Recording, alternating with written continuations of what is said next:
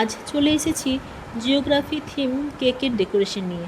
আমি এখানে প্রথমে টুথপিক দিয়ে একটা গোল করে নিয়েছি এবং দুটো পাইপিং ব্যাগে দুটো কালার নিয়ে নিয়েছি, একটা ব্লু কালার আর একটা গ্রিন কালার।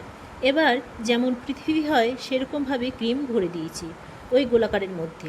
এখানে আমার রেকর্ডিং করা হয়নি তাই তোমাদের দেখাতে পারিনি, যাই হোক আমি তোমাদের সেটা বলেই দিলাম, আশা করি তোমরা বুঝতে পেরেছো। এবার দেখো যে ক্রিম আমি লাগিয়ে দিয়েছি সেটা খুব সাবধানে আস্তে আস্তে করে প্লেন করে নিচ্ছি। এটা একটা ছোট্ট স্ক্র্যাপার দিয়ে আমি এখানে খুব সাবধানে কাজটা করেছি, তোমরা দেখতেই পাচ্ছ, কারণ দুটো কালার দেওয়া আছে আর আমি যদি তাড়াহুড়ো করি তাহলে কালার কিন্তু মিশে যাবে এবং ফিনিশিং ভালো আসবে না। একটা কেকের ওপর ড্র করা কতটা কঠিন কাজ যারা ড্র করে তারাই জানে।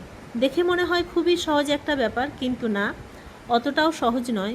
খাতা পেন্সিল রাবার দিয়ে আমরা যে ড্র করতে পারি সেটা কিন্তু কেকের মধ্যে হয় না। এখানে মোছার কোনো অপশন নেই। আর যদি তুমি ক্রিম তুলে নিতে চাও তাহলে সেখানেও প্রবলেম, কারণ ফিনিশিং ভালো আসবে না। তাই ব্যাপারটা কিন্তু অতটা সোজা নয়, খুব সাবধানে খুব ধৈর্য সহকারে আস্তে আস্তে কিন্তু কাজটা করতে হবে।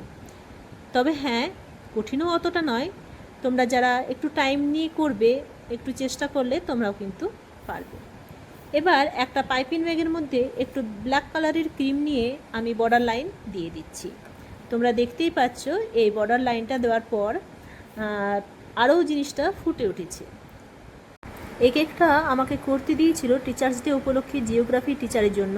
কাস্টমার আমাকে বলেছিল যে কোনো একটা কিছু করে দিও জিওগ্রাফি থিমের ওপর, পৃথিবী হোক বা যা কিছু। আমি সে কথা মাথায় রেখে খুবই অল্প টাইমের মধ্যে এই কাজটা করেছি। জানি আরও ভালো কিছু করা যেত, কিন্তু এত কম টাইমের মধ্যে আমি আর সেরকম কিছু করতে পারিনি। যেটা করেছি সেটাই তোমাদের সঙ্গে শেয়ার করলাম।